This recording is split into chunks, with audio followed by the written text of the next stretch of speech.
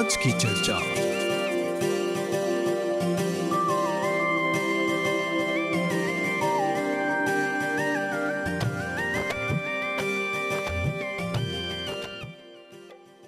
आज की चर्चा में आप सबका स्वागत है। मैं विकास रामधनी। नमस्कार, स्वागतम। हमारे तकनीकी सहयोगी हैं आज फैज़ान, सहायिका दीपशिखा। आज शनिवार की चर्चा हमारे साथ, और आज भी हम सप्ताह के दौरान जैसे हम करते आ रहे हैं, आज भी हम दीपावली पर्व के संदर्भ में शॉपिंग यानी खरीदारी और ऑनलाइन शॉपिंग पर चर्चा करेंगे। बता दें कि यह कार्यक्रम इसी समय रेडियो मॉरिशस और टीवी के तीसरे चैनल पर सीधा प्रसारित किया जा रहा है। आज की चर्चा में आपका पुनः स्वागत है। आज शनिवार है, सो हर शनिवार की तरह आज भी हमारी आपकी मुलाकात होती है। खरीदारी शॉपिंग ठीक है, नए कपड़े, नए सामान, नई रोशनी, सब बढ़िया है, किंतु खरीदारी या शॉपिंग की आड़ में कहीं दुकानदारों की दुकानदारी से आप मात नहीं खा रहे हैं? इस पर भी चर्चा करेंगे आज की चर्चा में। और इस विषय पर चर्चा करने के लिए आज स्टूडियो में उपस्थित है ministry of commerce and consumer protection के consumer affairs officer Shri Vishal Singh Lalman. आपको नमस्कार और आपका स्वागत है। नमस्कार। ये कार्यक्रम इसी समय आप टीवी 3 पर भी लाइव देख पा रहे हैं, और रेडियो मॉरिशस पर भी हर शनिवार की तरह 9 से 10 के बीच ये कार्यक्रम सीधा प्रसारित किया जाता है। सबसे पहले आपने अभी समाचारों में सुना कि आज धनतेरस है, सो धन की देवी की आज पूजा की जाती है, और आज से 2-3 दिन बाद सोमवार को दीपावली पर्व मनाया जाएगा। उसके लिए ज़ोरों शोरों से खरीदारी चल रही है, और अभी वीकेंड के दौरान जो है, सप्ताहांत के दौरान शनिवार रविवार को भी भारी संख्या में लोग जो हैं खरीदारी करने निकलेंगे, शॉपिंग करेंगे। यहाँ तक कि ऑनलाइन शॉपिंग की भी आजकल प्रथा चल रही है। सो इन सब पर चर्चा करने के लिए आज की चर्चा में आज हम इसी विषय पर चर्चा करेंगे 9:30 बजे से, यानी कि अभी से लेकर लगभग 25 मिनट बाद आप फ़ोन भी कर सकते हैं 40280854028085 पर। 9:30 बजे से आप फ़ोन कर सकते हैं, और जहाँ भी कहीं भी खरीदारी चल रही है, शॉपिंग हो रही है, दुकानदारों की ओर से भी आप फ़ोन कर सकते हैं। और या कोई परेशानी हो शॉपिंग को लेकर, कुछ एडवाइस, सलाह मशवरा करने हैं, इन सब पर हम आज चर्चा करेंगे, क्योंकि वीकेंड के दौरान जो है, जो खरीदारी होगी उसको लेकर कहीं आप चोट न खा लें, इसी पर आज हम चर्चा करेंगे। सो श्री विशाल सिंह लालमन, आपका पुनः स्वागत है। हमने बताया कि हमने अभी बतरीजा के अभी वीकेंड के दौरान जन है बहुत खरीदारी हुई। दुकानदार लोग नवा तरीका अपनाइन जा, अपन मार्केटिंग करें जा, सबके आकर्षित करे खातिर। ऐसा में तोहर जन मंत्रालय है, ministry of commerce and consumer protection, वो लोग तोला देने से कौन प्रोविजन बा, कौन प्रावधान कर ले हुआ जा ग्राहक लोग के सुरक्षा करेगी?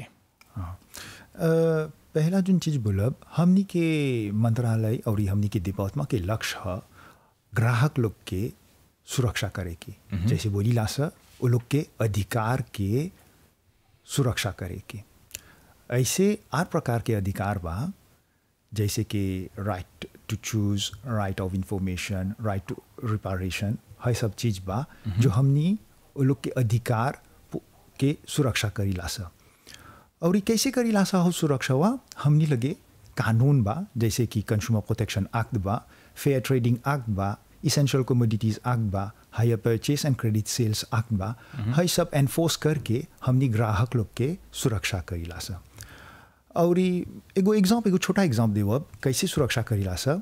मान ल एगो बुटीक में हेल ला, हो बुटीकवा में देखबा जो लॉचिक किनत हवा दाम नहीं बा, तो सकबा जा हमनी के मंत्रालय में एगो कंप्लेंट दर्ज करे, एगो शिकायत दर्ज करे, तो हमनी एस्पेक्टिया लोग जाप सा हो जा देखे, जे कोनो ऑफेंस रही तो हमनी एगो कॉन्ट्रावेंशन ले लेवब सा। और एगो दूसर टाइप ऑफ जैसे बोली ला सा शिकायत आवेला, कोनो चीज़ टूट जाला, एगो फ्रिजिडियर किनला, एगो टेलीविजन किनला, टूट जाला, जे गारंटी में बा सकबा जा एगो शिकायत करे हो जा, तो हमनी एक्शन लेवब सा अपन अब हमनी के कानून के हिसाब से। कहाँ पर चला शिकायत करके, कोनो एड्रेस है, कोनो कंटाक्ट है?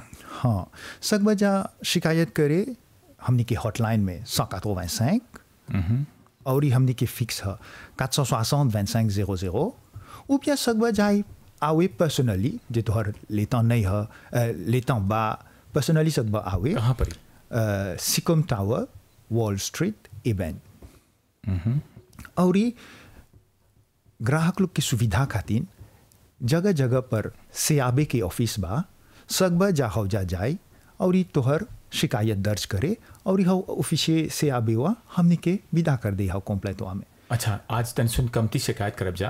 आज खरीदारी पर ध्यान देवब जा। आज दीपावली पर्व के कैसे जस्ती चना निमन से करे के ओकरा और देखा किने के ते चाहेला बराबर चाहेला किने के न तो हमनी के आर्थिक स्थिति नहीं चली और वो दीपावली पर्व के यही है कि छना सब कुछ नवा बनाए के साफ सफाई करे के भगवान के छना स्वागत करे के हमनी के घर में लक्ष्मी माता के और वो आवेला त पटाखा भी खरीदल जाए नवा नवा कपड़ा भी खरीदल जाए जन लुगा है और सामान भी कौन चीज़ चाहेला हमनी के ग्राहक लोग के ध्यान में रखे के जब लोग किनत हवन जा वो बखत खाली जाने ला हई बखत पैसा जमा करके रख रहे बन जा सब कोई कि कोनो फिक्र नहीं बा हाली ले चला सब करे के समय नहीं बा चना साफ सफाई करे के तो ई जल्दी में जल्दबाजी में वो लोग अपन पैसा जैसे बिना जाने बुझे गंवा दे जा तो लोग के कौन चाहे ध्यान में रखे के पहला जोन चीज चाहेला जब कुछ किनबा त पहला जोन चीज है चाहेला देखे के ओकर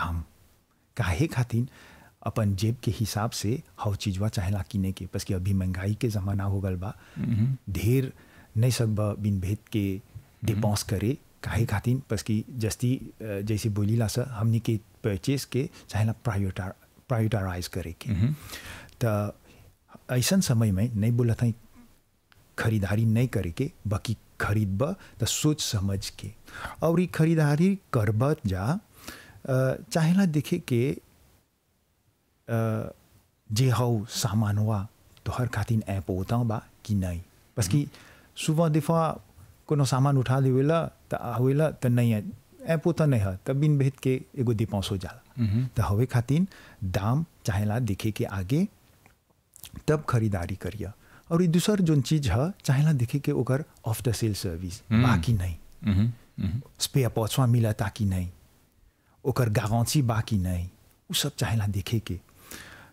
है सब सावधानी हुआ चाहेला आगे वे देख ले के काहे खातिर जमे हमनी के बाद में प्रॉब्लम नहीं हुई कोनो दिक्कत नहीं आई बाद में जैसे एगो मान ल अभी जइब तो अभी फू के काम बा अभी गातो पकाई के फू के एगो फू किनबा तो फू किनबा तो चाहेला देखे के गारंटी बा ओकर दाम कुची बा ओकर आफ्टर सेल सर्विस ओकर स्पेयर पार्ट्स ओकर जे क्रेजी में लेबा त ओकर मंथली इंस्टॉलमेंट सकबा जा पे ये करे कि नहीं ओकर मार्क वो सब चाहेला देखे के वो ग्राहक के का बोलबा जन अभी आज या फिर काल जयन जा भी किने अपन सामान अभी के जो आज काल किनियन से सोच विचार करके किनिया दाम देख के किनिया बस कि अभी नहीं बोला था सब व्यापारी फेक हवन सब bien quoi parce कि souvent देख बजा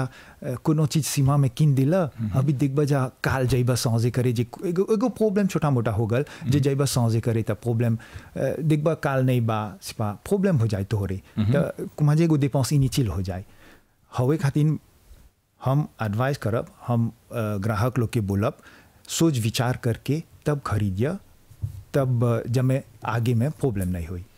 हमारा नंबर है 402885 4028085। आप 9:30 बजे से यानी कि अभी से लेकर लगभग 15 मिनट बाद आप फ़ोन करके अपने विचार प्रकट कर सकते हैं, अपनी राय दे सकते हैं और अपने शिकायत शायद यदि खरीदारी को लेकर कुछ समस्याएं हुई होंगी।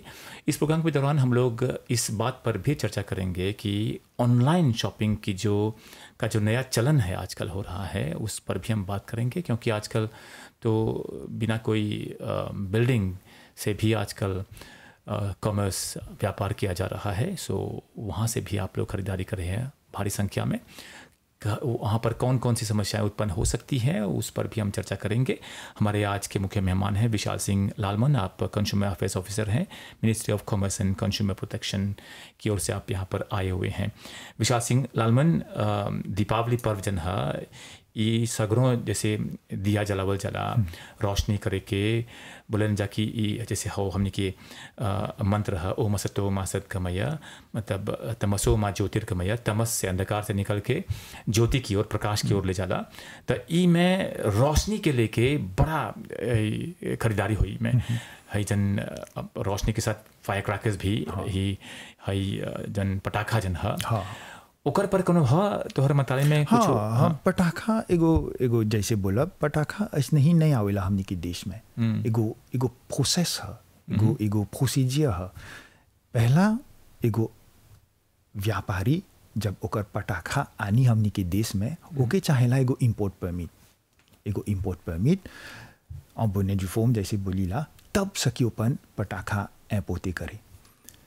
जब इम्पोर्ट परमिट वहाँ मिल जाए, जब इम्पोर्टे करी तब सकी हमनी के देश में आने। जब वो आन दे तो लादवान में हमनी ब्लॉके कर दे वबसा काहे खातिर बस कि वो हाउ पटाखावा के चाहेला टेस्ट करे के तो हमनी टेस्ट के करेला MSB करेला। MSB बा हमनी स्टैंडर्ड ब्यूरो, हाँ मॉरिशस स्टैंडर्ड ब्यूरो बा, SMF बा और ये मिनिस्टर कॉमर्स बा। तो हमनी जब से दिखे हो पटाखावा तब हो पटाखावा के सैंपलवा लेके तो हमनी टेस्टी करब सा ओकर कंडीशन कानून के हिसाब से ओके चाहेला एगो ग्रीन फ्यूज, ओकर वार्निंग साइन सब चाहेला हाउ में चाहेला लिखे के। काहे खातिर जे ग्रीन फ्यूज नहीं रही और हाउ avertissement जो प्रिकॉशनरी मेजर बोलीला सा हाउ में लिखेला तो हईजे फेल हो जाए। हवे खातिर कानूनी तौर पर हर सब चीज हर सब कंडीशन चाहेला। काहे ग्रीन फ्यूज आगे दिख बजा एगो ग्रे फ्यूज रहल उ हाली से बारत लेता नहीं मिले भागे के। हवे खातिर हाउ ग्रीन फ्यूज वा अब डालीला सा जब मैं तोहरा लेता लगी तनी सुन दूर जाके तब पटाखावा बजी। अच्छा मान ला अभी लड़का लोग माता पिता से बोले लंजा अभी कि पटाखा खरीद ला हाई बड़का जन बड़का फटेला वो लोग अभी जब किनियन से अभी पटाखा कौन चीज है पहला चीज लोग के देखे के? पहला चीज ऑफ कोर्स जैसे बोलनी पहला अपन दाम देखिया बस कि वो जज अब बहुत दाम बढ़ गल दाम देखिया उसके हिसाब के जे तोहर बिजे फिट करी तो किन दिया। दूसरा जो चीज है हाउ ग्रीन फ्यूजवा देखिया हमने बाकी वो चेके कर दिला सा उ रही बराबर और ये हाउ ओकर वार्निंग साइन देख लिया है सब चीज देख लिया। और ये लड़का जे मान ला तनी सुन अपन हिसाब से अपन जजमेंट से दिख बजा तनी सुन लड़का के दाव से नहीं बढ़िया नहीं लड़का के नहीं बढ़ावा दिया तो अपने बार दिया मस्ताजा एगो बुजुर्ग आदमी बारे के। और ये जब बेटा जब पटाखा एगो लड़का बजाए तो सुपरविजन अपन एगो बुजुर्ग के। अच्छा मान ला इस सब के बावजूद है सब जांच जितना होई इंस्पेक्शन सब के बावजूद ऐसा स्थिति पैदा होला कि एकर अलावा एकर बावजूद बाजार में मार्केट में दूसर प्रकार के पटाखा आवेला नहीं आवेले बस कि हाउ नहीं बोलनी बोर्डवे में ब्लॉक कर दिला सा हमने तो जे हौजे तेसवा फेल हो जाए तो डिस्ट्रॉय में चल जाएला डिस्ट्रक्शन में चल जाला। तो हवे खातिर हमनी बोर्डवे में ओके कंट्रोल कर दिला सा अपन कानून के हिसाब से जैसे बोलनी SMF रही MSB रही ऑफिशियल मिनिस्टर कॉमर्स रही तो हौजे ब्लॉक कर दिला सा। हवे हमनी के जोन मौशे बा जोन जैसे जोन के क्वालिटी नहीं अच्छा बा वो हमनी के मंडी में नहीं आई। अच्छा आजकल खरीदारी जो है जोर शोर से चल रही है विशेष रूप से कपड़ों को लेकर जन हमने के लुगा किने के नवा कपड़ा चलना पहने के ये कोनो एगो अनिवार्यता नहीं है कोनो कंपल्सरी नहीं है ये जेकर लगे जितना मेन साधन बा ओकर हिसाब से वो लोग किनियन जा ये कोनो जरूरी नहीं है। ये हमने के पंडित लोग बोले लंजा वो लोग बात करें सब दीपावली के जन ओकर महत्व है वो सब पर बात आज हमने नहीं करब जा।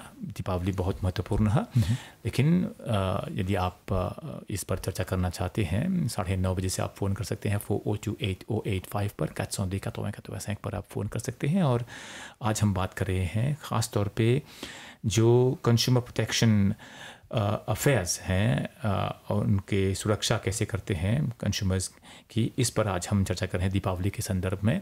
दीपावली पर्व बड़े धूमधाम से मनाया जाएगा इसी सोमवार 21 अक्टूबर को, और उसी के संदर्भ में, उसी की आड़ में आज ये चर्चा की जा रही है। मैं हूँ विकास रामधनी, हमारी तकनीकी सहयोगी हैं फैज़न, सहायिका दीपशिखा। ये प्रोग्राम इसी समय टीवी के तीसरे चैनल पर भी सीधा प्रसारित किया जा रहा है और रेडियो मॉरिशस पर भी आपका पुनः स्वागत है। विशाल सिंह लालमन, अभी हमने तुने सुन बतने जा आगे आजकल को नवा चलल हो गल बा ऑनलाइन शॉपिंग के। जी जी जी नॉर्मल शॉपिंग तो होती रहेला। आज अभी जाई बजाय जितना बुटीक बा, दुकान बा, मगाजे बा, सगरों आज वीकेंड के दौरान तो खरीदारी हुई। पर एकर अलावा ऑनलाइन शॉपिंग भी होत बा। कानून का बोलेला एकर बारे में? हाँ, ऑनलाइन शॉपिंग एगो रोल इम्पोर्टेंट खेलेला हमनी के इकोनॉमी में। आजकल तो हवे ट्रेंड हो गल बा। हम नहीं बोलब नहीं चाहेला किने के, चाहेला किने के, बाकी जब किनबा जा ऑनलाइन तो चाहेला देखे के निमन से, सोच विचार करके, सलाह मशवरा करके तब जाके ऑनलाइन किनिया। काहे खातिर? बस कि ढेर हला होला ऐसे ऑनलाइन किन देबा तो देखबा जा हाउ कुछ प्रॉब्लम हो जाए तो देखबा जा हाउ जब जाइबा टेलीफोने करे तो हाउ नहीं मिली ला वो लोग के। तो हवे खातिर एगो सोच विचार से तब अपन खरीदारी करिया। ऑनलाइन जब बोला जा कोनो खतरा है उमें, मान ला अभी जाइबा एगो बुटीक में, एगो दुकान में हो जा तो दियन जा रसीद दियन जा सकबजा काल यदि खराब हो अपन सामान तो वापस करे। इस सब में मंत्रालय जन है तो लोग के कानून है, नियम है। नियम है। जब एगो मगाजे रहेला तो जस्ती फासिल है हमनी के इंटरवेनिया करे के।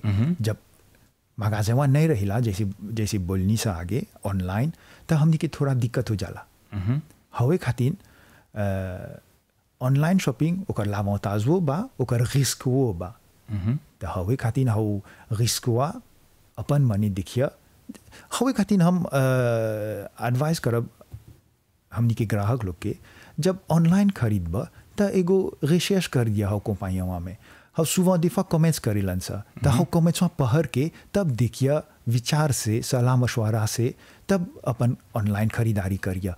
बस कि जे मान ला एगो ऑनलाइन लुगा किन दिला, एगो कुलिया देख ले रहा, अब जब आल तो हाउ कुलिया नहीं बा, हाउ साइज की नहीं बा। अब जब सुने करबा कुछो सौजे करे के, उबिया रिफंड मांगे के, उबिया नहीं खुशी हुआ हो लुगावा तो प्रॉब्लम हो जाला। अब देखबा जा हमनी लगे सुने करबा, अब बोलबा वी ऐसे हो गल बाद एगो शिकायत दर्ज करबा तो हमनी के प्रॉब्लम हो जाला। ऐसे अभी कानून नहीं बनल बा, अभी ले ई कॉमर्स एक्ट नहीं बनल बा, बाकी काम होवत बा। हमनी के मंत्रालय काम करत हवन सा, हमनी के मंत्री, हमनी के PS काम करत हवन सा हाउ ई कॉमर्स में।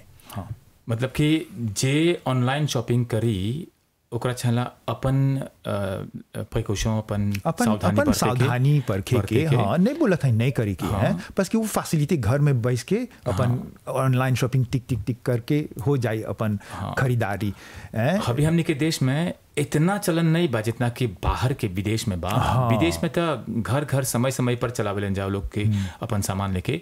एगो बकत हमनी हो आया मॉरिशस में बराबर बोला जा कि तोहर मंत्रालय जन है एकर पर काम करत बा, कैसे रेगुलेशंस होई, नियम होई, कोनो कानून कैसे लाई निमन से, एकर पर हम देखे में समय पर काम होती रही।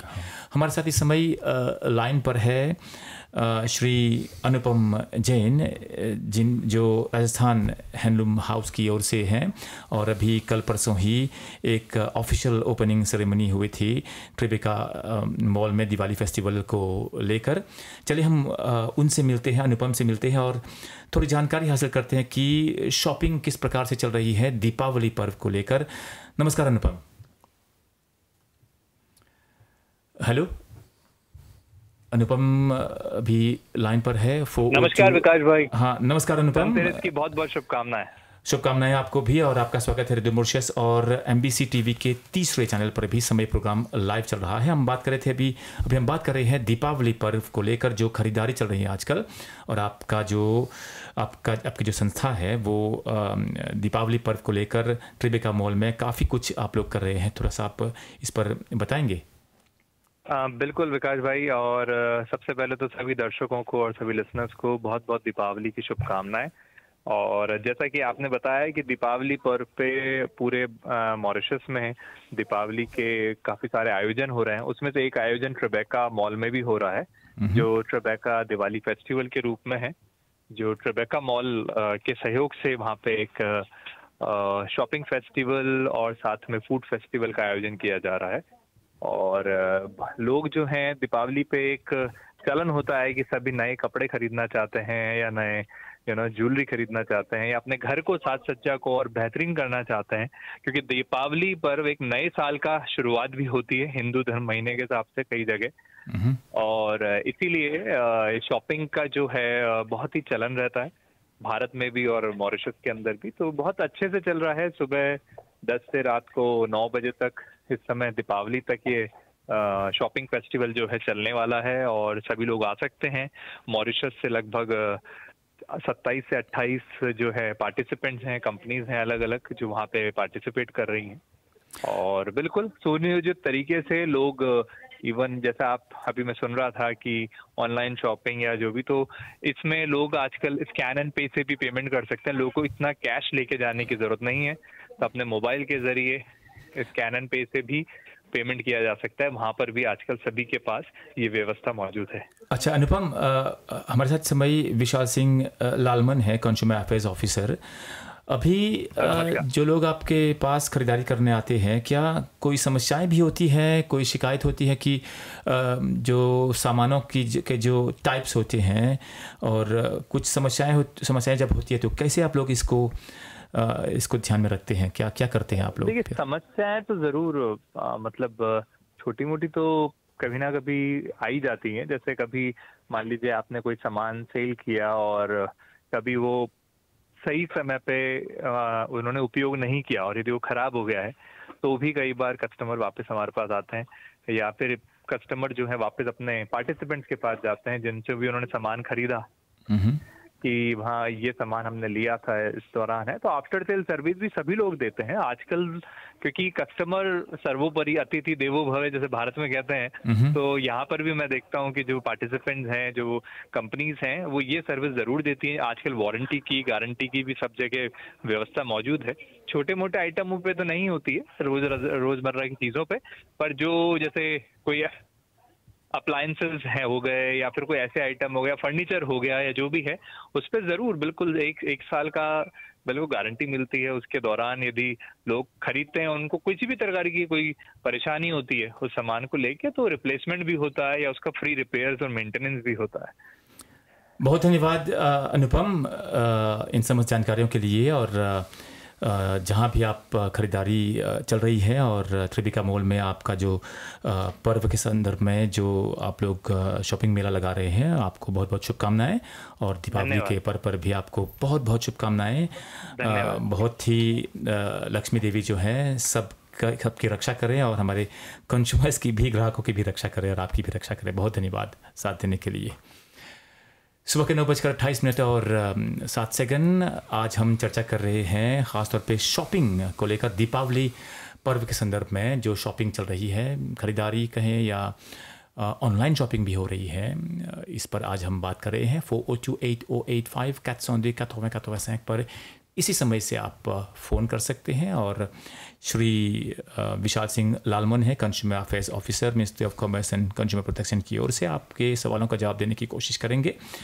विशाल सिंह लालमन, अभी अनुपम बात कर लें जा भी गारंटी के लेके। जी कानून का बोले लेकर बारे में अभी बोलन जा 1 बरिस के गारंटी कबूल है कि 1 महीना के या फिर 2-3 दिन के। जब मान ला अभी हम को किन्नी को सारे किन्नी हमारे परिवार खातिर साड़ी में कितना गारंटी रहेगा? साड़ी में उतना गारंटी नहीं देवेलन सर, बस कि how subject to wear and tear, तो हवे खातिर और वो सब्जेक्ट है जैसा कि हो व्यापार हुआ बोली जे कुछ रही तो आन दिया देखब सा कैसे का करब सा एगो विचार से एगो सोच अब फट गले तो नहीं करी ना फिर से डेफिनेटली एक चना निमन से चना चेक करे के जांच करे के और किने बखत एगो एडवाइस देवब जब एगो लुगा किनबा तो अच्छा से सब इंस्पेक्शन करके तब खरीदिया बस कि हाले एगो नहीं 2-3 गो कंप्लेंट मिलल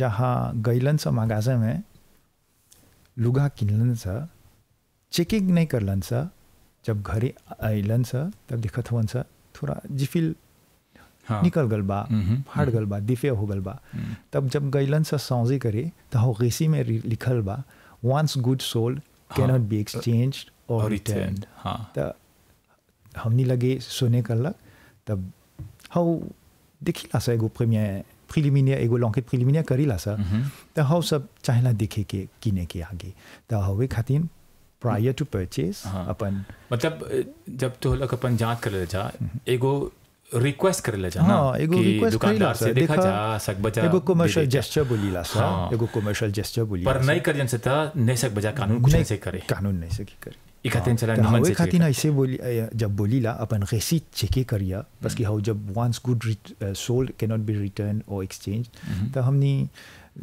हवे खातिर हम रिक्वेस्ट करब देखिया अपन लुगा अपन कोनो चीज कोनो कतमें लुगा रही कतमें इतले तो मिनाजे रही सब चेक करके तब हाउ मगाजे वहाँ से लेके जाइए अच्छा काहे खातिर लंबा गारंटी देवल चला कोनो सामान में 1 बरिस के गारंटी कोनो में एक जस्ती वारंटी सब रहेला गारंटी भी रहेला वो कौन ची हो काहे खातिर हाउ सब एगो मार्केटिंग स्ट्रैटेजी है जमे ग्राहक लोग के अट्रैक्ट करे के बाकी हाउ गाँवचिवा नहीं रही तो ग्राहक लोग के प्रॉब्लम हो जाए किनबा और हाउ गाँवचिवा नहीं बा तो मान लो प्रॉब्लम हो जाए तो ग्राहकवा कहाँ जाए बनाए तो हवे खातिर हाउ गाँवचिवा देला सा कमियासन लोग देला जा जमे ग्राहक लोग के सुविधा मिली और वो लोग के फैसिलिटी वो मिली बनाए के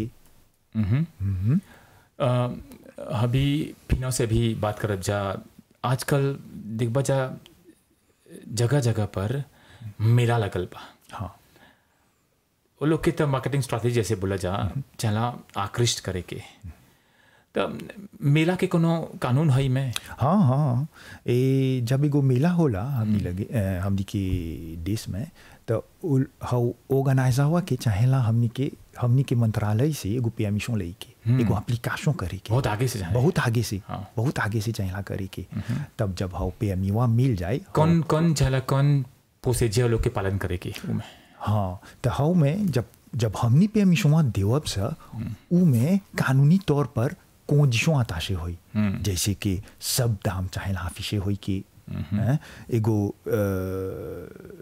लोग के चाहेला पीएमई ओकर स्टॉल नंबर ओकर सब चीज चाहेला हाउ पीएमईवा के हिसाब से तब जाके ओके जब पीएमईवा मिल जाला तो कंडीशनवा आताशे होला तो हाउ जा चाहेला हाउ ऑर्गेनाइजरवा के सब एप्लीके करे के तो हमनी इंस्पेक्टर जब हाउ मिलावा होई मान ल सुख के शुरू हुआ था तो हमने जाप से देखे जे हाउ सब कंडीशनवा रिस्पेक्टे करता जे नहीं रिस्पेक्टे करता तो हमने एगो कॉन्ट्रावेंशन दे देवब सा अथी जैसे बोला जा भी मेला के लेके तनी सुन उमे अथी है तो लोग कानून के ढेर पालन जाना करे के अभी आजकल दीपावली पर्व विशाल सिंह लालमन मिठाई के लेके बड़ा जोर शोर से अभी होत बा जी मिठाई देखबा त कहूँ भी बेचल जात बा सीमा के दम्बोरे में दुकान में गली गली में जी एकर पर कोनो है कानून की कहाँ छायला जैसे फूड एक्ट उ सब इसमें आवेला नहीं फूड एक्ट हमनी के मंत्रालय के अंतर्गत नहीं आवेला उ तो मिनिस्टर ला सांते के है अच्छा बाकी सकी जब कोई मान ला हमरा मन बा अभी कीन के घर से बना के मिठाई जाके बेचे के सकब जा बेचे ऐसे नहीं है चाहेला एगो पीएमई वो एगो जैसे बोलीला सा एगो व्यापारी चाहेला ओकर एगो बीओएन जैसे बिजनेस रजिस्ट्रेशन नंबर बोलीला सा ओके चाहेला ऐसे नहीं सकबा एक से कुछ पका दे और ले जाके नहीं काहे कि ढेर ऐसा शिकायत आवेला कि कहूँ भी कोई भी ये बेच रहा है कुछ भी कहीं से भी खरीद सकते हैं कहीं ऐसा नहीं, जैसे जैसे बोलनी वो एगो ग्राहक में आवेला सेल्फ जजमेंट जोन बोली ला सर कब दिग्बा जा ऐसे नहीं डाल दिलक सीमा में लो तो पासे हुआ था कुछ तो पल नहीं बा कुछ हो चाहेला देखे के अब सोच विचार से हमनी जब किनब से चाहेला देखे के जे तनी सुन कैसे बोल इजन वो चाहेला देखे के तो हवे खातिर हम बोलब अपन जजमेंट से जाके अपन जैसे हमनी के एगो राइट्स बा द राइट टू चूज देखबा जा तोहरा फिट नहीं करता अपन तब नहीं किनिया नहीं खरीदिया तब तनी सुन आगे देखिया तब बढ़िया। सुबह के 9:35 और 5 सेकंड हम बात कर रहे हैं आज दीपावली पर्व के संदर्भ में शॉपिंग और ऑनलाइन शॉपिंग को लेकर जो सुरक्षा मंत्रालय प्रदान करता है उस पर आज हम चर्चा कर रहे हैं। दीपावली पर्व के संदर्भ में इस वीकेंड के दौरान इस सप्ताहांत के दौरान खूब खरीदारी होगी और इस कारण आपको आगाह करने के लिए आपकी सुरक्षा करने के लिए और आपको सही दिशा दिखाने के लिए आपको गाइड करने के लिए ये चर्चा आज हो रही है। हमारे आज साथ हैं Vishal Singh Lalman, consumer affairs officer, ministry of commerce and consumer protection. आज की चर्चा। शिकायत तोहर बताए देने से जब आवेला तक कैसे चहला शिकायत दर्ज करे के बताओ जा। अनेक प्रकार के फांसों सकबा जा अपन शिकायत दर्ज करे हमनी लगे एगो हॉटलाइन बा 185 ऊ में सकबा जा सुने करे अपन तब एगो ऑफिसे उठाए तब सकबा जा ओके बोले तब ऊ CSU में हाउ कंप्लेंट वा के हाउ शिकायत वा के दर्ज कर दे। अच्छा वही भेजी हाउ शिकायत वा हाँ ऑफिसर हाँ जो ऑफिसर बा ऊ रजिस्टर कर दे CSU में और ये 460-2500 में सकबा जा सुने करे हो त ऑफिसवा के पासे कर दे त सकबा अपन शिकायत बोले त ऊ दर्ज कर दे तुझो जे तोहरा जे इबेन के आसपास रहेला जे लाली नहीं मिला था कबू कबू होला ढेर कोल आवेला त लाली नहीं मिलेला नहीं बोला हरदम में होला कबो नहीं मिलेला त सकबा जा पर्सनल में आवे हो जा हमनी के सिकम टावर वॉल स्ट्रीट ऑफिस में ऑफिस में आई के सकबा जा हो जा पर्सनली अपन जितना रेसिव सब आन दिया तो हमनी दर्ज कर दे वबसा हो जे और सकबा जा अपन हमनी ये के वेबसाइट में जाए तब एगो ईमेल वो सकबा विदा कर दे एगो ईमेल विदा कर दा जमे हमनी दर्ज कर दे वबसा और ये जे सकबा जा एगो लेतवो विदा करे एगो लेतवो सकबा विदा करे तो हम लेतवा लेके प्रोसेस करके तब दर्ज कर दे वबसा। अभी जैसे बोला था वजह भी ये सब तो माध्यम है ईमेल है पत्र है एंड विथ सैक 185 नंबर दिला जा 4602500 भी बा है सब पर होला कंप्लीट आवेला शिकायत वाला ये लोग के ध्यान में रखेला जा देवेला जा रिजल्ट मिलेला परिणाम मिलेला काहे नहीं मिलेला। हाँ जोन कंप्लेंट हमनी के परव्यू में जोन हमनी करीला सा हमनी जाइला सा इंटरैक्शन इंटरवीन करीला सा जहाँ हमनी के जोन कानून बा हाउ एनफोर्स करके हाउ ग्राहकवा के आले से करीला सा। मान ल एगो कंप्लेंट मिलल ओकर टेलीविजन टूट गल। हाँ टेलीविजन टूट गल तो हमनी लगे बोल दर्ज कर दिलक जे हाउ टेलीविजनवा गारंटी में बा हाउ व्यापारी वा कुछ नहीं करता तो हमनी जाप से हमनी के एगो एस्पेक्टिया जाए हाउ जाए गो लॉकेट प्रिलिमिनिया करी जे हाउ टेलीविजनवा नहीं बनावा था और ऊ गारंटी हाउ पिछवा गारंटी में बा तो हमनी कानून लागू करके तो हाउ टेलीविजनवा के जैसे हाउ व्यापारी वा के ऐसे कानून एनफोर्स करके हाउ टेलीविजनवा बना दे वो लोग बना के तब हाउ ग्राहक वा के दे दिए तो ऐसे।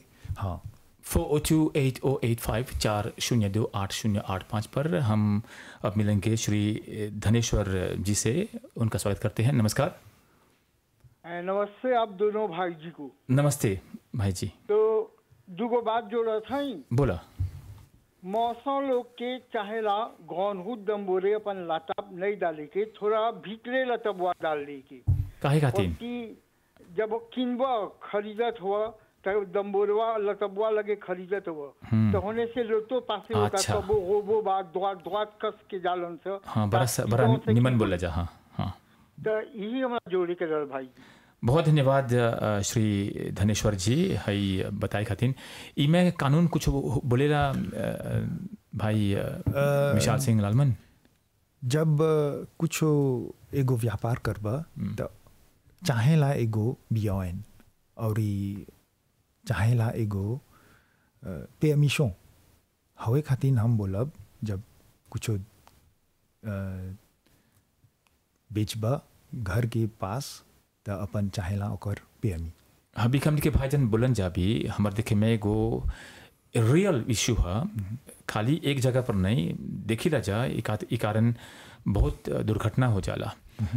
तोहर मंत्रालय के अंतर्गत ही सब आवेला कि नहीं दूसर मंत्रालय के? नहीं वो है सब दूसर मंत्रालय के है। अच्छा भाई बकत सुनत हो हमने के रेडियो और टेलीविजन पर लोग जान जा कि ये खास तौर पे है सप्ताहांत के दौरान जन है वो लोग को चाहला इस सब पर ध्यान रखे के और ताकि कोनो समस्या नहीं होई और हमने की दिवाली पर्व जन है निमन से सकल जाए मनाए। और जहाँ जहाँ आयोजन होत बा आजकल हौजा से भी सक बच्चा हमने के टेलीफोने करे हबी म्यूनिसिपैलिटी का तबोन में होवत बा और बासिया रोड का तबोन में भी आज रात के एगो बड़ा आयोजन होवत बा। सक बच्चा टेलीफोने करके हौजो बताइए बजा कि कैसे तो लोग आयोजन करते हो जा हमने के 40280885 पर 402-8085 पर दिवाली शॉपिंग पर आज बात कर रहे हैं और कानून क्या कहता है इस कब के बारे में।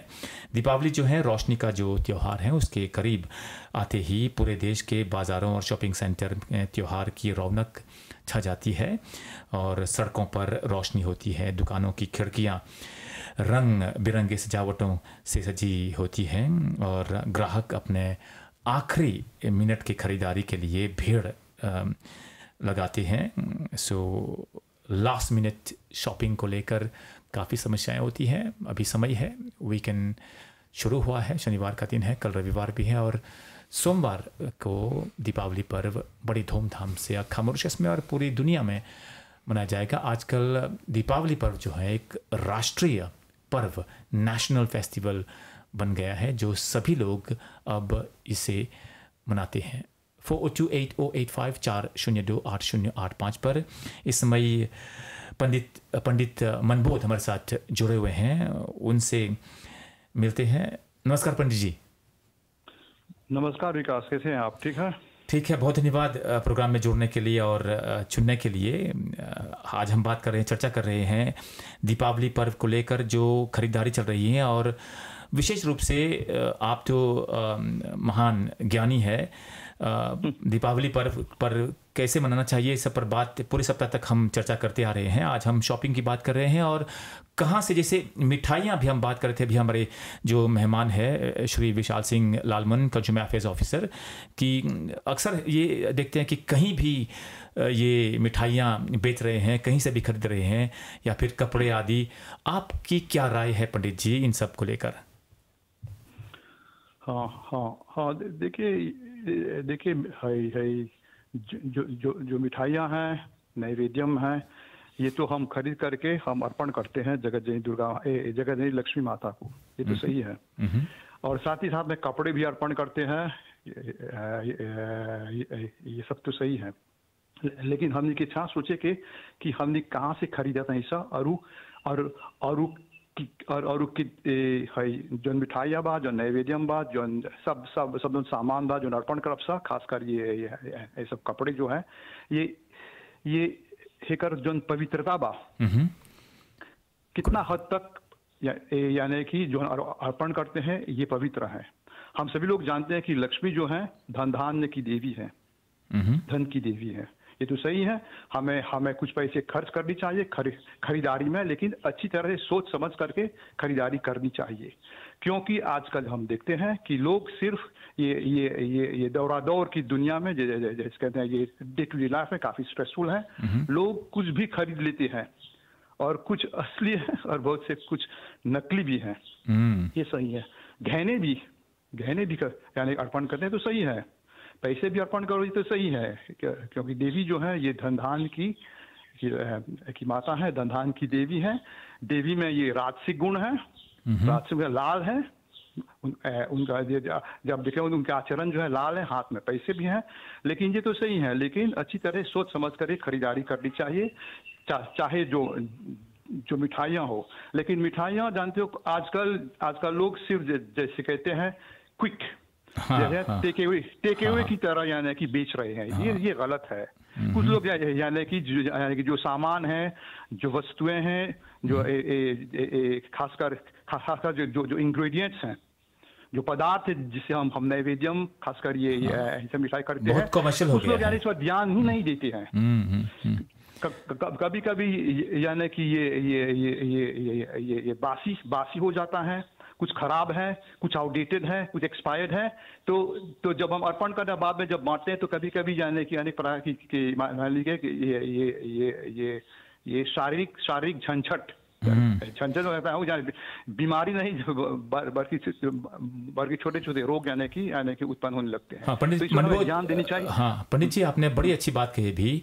ये पर्व की पवित्रता को लेकर इनको ध्यान में रखना चाहिए, और जो नैवेद्य है, जो अर्पण करते हैं, जो हम अर्पित कर रहे हैं, हम भगवान के चरणों में डालते हैं, और समझना चाहिए कि हम क्या अर्पित कर रहे हैं। और पहले तो हम घर पर ये प्रथा थी, बनाते थे मिठाइयाँ और पूरे भाव के साथ, तो कहीं से भी खरीद देते हैं, कुछ भी खरीद देते हैं बिना भाव के, बिना वो जैसे अंदर से जो होता है ना उसको लेकर जैसे मैं शुरुआत में कहा कि दिवाली पर एक पावन पर्व है। सभी कार्य जो हम कर रहे हैं शुद्धि से करनी चाहिए, जो अर्पण करते हैं वो शुद्ध होनी चाहिए। क्योंकि अगर खरीदेंगे तो सही है, लेकिन खरीदने के जैसे उसका क्वालिटी जो है उस पर से ध्यान लगानी चाहिए। कुछ लोग यानी अनेक दुकान में न क्या वहाँ लोग बेच रहे हैं, कभी कभी तामसिक चीज, कभी कभी इधर जाने की सात्विक हो जाता है। तो इस पर हमें ध्यान देनी चाहिए कि जहाँ सात्विक चीज की बिक्री होती है वहाँ हम जाकर खरीदें, और साथ में इस पर शुद्धि का होना बहुत ही जरूरी है। देखिए, क्यों हम घर साफ करते हैं, आंगन साफ करते हैं 1 सप्ताह पहले, जिसे कहते हैं cleanliness is next to godliness. तो इसमें जो खाना पीना है, खासकर जो मिठाइयाँ हैं, जो भोजन भी है, जो कुछ भी अर्पण करेंगे, हमारे श्रद्धा, भक्ति और विश्वास होनी चाहिए, लेकिन शुद्धि का होना बहुत ही जरूरी है, क्योंकि ये पर्व जो है एक पावन पर्व है। ये बहुत धन्यवाद। हाइजीन का होना, हाइजीन, इसका मेंटेनेंस ऑफ हाइजीन अच्छी तरह देखकर खरीदना चाहिए। और ज्यादातर घर का पकवान सबसे उत्तम पकवान है, वो शुद्ध होता है। क्योंकि अगर बाहर खरीदेंगे आपको पता नहीं है वो कि जैसे भोजन कौन हरिया बर्तन ने पकावत ने खा ली, ऐसे ने खा ली, बेचा था।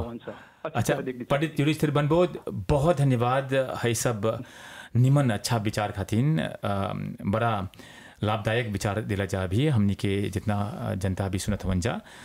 तोहरो बोलब जा बहुत बहुत बधाई, शुभकामना, दीपावली पर्व की शुभकामनाएं, और भगवान हम सब की कृपा करें, आपके भी, पूरी जनता की भी, और सोच समझकर हम लोग खरीदारी करेंगे। पंडित युधिष्ठिर मनबोध, आपने साथ दिया, इसके लिए बहुत बहुत धन्यवाद। दीपावली पर्व की ढेरों सारी शुभकामनाएं अखा मॉरिशस को, पूरी दुनिया को। आजकल ये एक राष्ट्रीय पर्व, एक नेशनल फेस्टिवल बन गया है, और इसको लेकर नेशनल लेवल पर, राष्ट्रीय स्तर पर हम इसे आयोजित करेंगे, इसे मनाएंगे धूमधाम से इसी सोमवार को 21 अक्टूबर को। विशाल सिंह लालमन, अभी सुनना जहाँ भी के पंडित जी को बड़ा निमन बात बोलन जा कि जैसे अर्पण करे जाए, चाहे शुद्धता, प्योरिटी चाहेला, थोड़ा सा एक रेलेवेंट करे खातिर तोहर मंत्रालय के लेके एकरो पर ध्यान होला कि कितना शुद्ध है सामान बेचत बा। चाहे वो मिठाई के बात नहीं, जितना भी सामान होला, चाहे वो अथी होई, फर्नीचर हो या फिर कोनो भी सामान होई, वो लोग के क्वालिटी के लेके हाँ हमनी के मंत्रालय क्वालिटी नहीं दिखेला काहे खातिर, बस कि हमनी के देश में एगो इंस्टीट्यूशन है, वो है MSB, वो क्वालिटी दिखेला। अच्छा, बस कि ओकर जैसे बोली ला ISO स्टैंडर्ड है, तो सब क्वालिटी जे कोनो दूध बा एगो ग्राहक से की जाए हो जाए एगो टेस्ट करे ओकर क्वालिटी खातिर। अब मान तो लगे अभी काल एगो शिकायत आई कि देखा जा हम जन मिठाई खरीदनी ओकर में कीड़ा रहल, तोहर नहीं है सकब सा गिदे करे हेल्थ इंस्पेक्टर्स दिखेला मिनिस्टर ला सांते दिखेला सकब सा हो जा गिदे करती हो न त दर्ज करके हो ट्रांसफर करते हो सब मिनिस्टर ला सांते के द्वार। अच्छा, बहुत धन्यवाद यही सब जानकारी खातिर Vishal Singh Lalman, consumer affairs officer, ministry of commerce and consumer protection. ई वक्त फजर के 9:55 हो गल बा, यानी कि बहुत कमती समय बचल बा अभी हमने के चर्चा के समाप्त करे में। आखिर में तो सुन बताई बचा कौन दे बचा सुझाव हमने के जनता के जैसे बोल कल अभी खरीदारी ढेर होई अभी सामदी और दिमाग के, तो हम बोलब जब खरीदब सोच विचार से खरीदिया, अपन सब लालिस प्रियोरिटी किनिया, तब अपन जितना जे कुछ इलेक्ट्रोमेनाजिक किनबा ओके सीए how receive in good condition वा सीए करे के आगे हाउ सब लापागी सब टेस्टे कर दिया पहला, तब हाउ रिसीवा सीए करिया काहे खातिन जे हाउ लापागी वा आन दिला हो घरे नहीं चेके करला, अब जब भारत हुआ घरे तो दिग्बजा नहीं अच्छा बा उमिया, तब हमनी के जब शिकायत दर्ज करबा हमनी लगे तो हम जब देखब जा हाउ सीए कर दिला रिसीव इन गुड कंडीशन, तो हमनी के दिक्कत हो जाला तनी सुन हाउ कॉम्प्लेट वाले हुए के। अक्सर देखा गल बा विशाल सिंह लालमन की जब दुकानदार लोग बेचलन जा तब बड़ा निमन से बात करलन जा सरिया के, अब जब ऑफ द सेल सर्विस चला दे के लोग के, तब जैसे वो लोग ध्यान नहीं देवलन जा, बैठावलन जा 1 घंटा 2 घंटा, तो ये सब समय खातिर ढेर लोग अब नहीं जालन जा ऑफ द सेल सर्विस प्राप्त करके। हमरे संगे होल बाई से ढेर लोग संगे ऐसे होला कि किने बखत सब कुछ जैसे होकर पैसा ठेके हो जाला निमन से, तब जब ऑफ द सेल सर्विस के बारे में कुछ बोल बजा। हाँ, हमनी लगे एगो कानून है, जब मान लो एगो इलेक्ट्रिक और इलेक्ट्रॉनिक अपैरेटस किनत हुआ, तो हमनी लगे एगो इलेक्ट्रिक और इलेक्ट्रॉनिक डोमेस्टिक अप्लायंसेस रेगुलेशन बा, जे मान लो किनत हुआ और कुछ प्रॉब्लम हो गल, जब वर्कशॉप में जे गारंटी में रही हैं जे मान लो थोड़ा प्रॉब्लम हो गल बा हाउ मगाजा में छोड़ दिला, और कानून बोलेला ओकर 10 दिन बा रिपारे करे के। अच्छा, 10 दिन बा ओकर रिपारे करे के, तब हाउ 10 दिनवा में रिपारे करके तब ओके चाहेला हाउ ग्राहकवा के दे दी, हाउ कानून हाउ 10 दिनवा कानून हाउ 10 दिनवा में चाहेला बना दे के। और जो नहीं करीता तो हमनी कॉन्ट्रावेंशन ले लेवब सा। हमने कई बार सुन ले हैं जा, खाली को आखिरी सवाल हुई है कि हमने के उम्मीद बा के ऐसा कोनो समस्या नहीं हुई, हाँ कोई के समस्या नहीं हुई, दीपावली पर निमन से मनाओ जा। हर सप्ताह के पूरा सप्ताह के दौरान हमने दीपावली पर्व के लेके चर्चा करनी जा, लेंडी से लेके आज शनिवार लेक आज के हमने की चर्चा यही पर आधारित बा, हमने की आखिरी चर्चा रही और हमने की उम्मीद बा कि ये सब निमन से गुजरी, कोनो शिकायत नहीं हुई, सब कुछ जितना भी आप बोला जा बड़ा निमन बोला जा, हमने के जनता जन लोग ध्यान में रख के है सब आगे अपन खरीदारी करें जा। कोनो आखिरी एगो सुझाव दे बजा कि जैसे पर्व जन संगे मिला के खरीदारी भी निमन से होई, पर्व भी निमन से मनाई बजा और वो भगवान भी हमने के खूब हमने ओकर से लाभ होई। हम बोलब जितना सकबा अपन केशों पोजे करे जब किनत हवा हाउ लॉचिकवा उ किनिया उ केशों पोजे करिया, जमे तोहरा मैक्सिमम इंफॉर्मेशन मिली तोहर खरीदारी के फैसिलिटी करे के। बहुत धन्यवाद विशाल सिंह लालमन, आपने हमारा साथ दिया। कंज्यूमर अफेयर्स ऑफिसर हैं आप ministry of commerce and consumer protection की ओर से। आज हम चर्चा कर रहे थे दीपावली पर्व और शॉपिंग या ऑनलाइन शॉपिंग पर हमने चर्चा की, आपने साथ दिया, इसके लिए बहुत बहुत धन्यवाद। सुबह के 10 बज रहे हैं, आप अभी समाचार सुनेंगे। अगले सप्ताह एक और चर्चा लेकर हम आपके सामने उपस्थित होंगे और आपने भी साथ दिया, इसके धन्यवाद।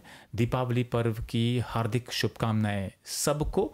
राष्ट्रीय पर्व बन चुका है, हिंदू परिवार को ढेरों शुभकामनाएं। आपकी तमाम जितने भी मनोकामनाएं हैं वो पूर्ण हो, भगवान हम सब की रक्षा करें।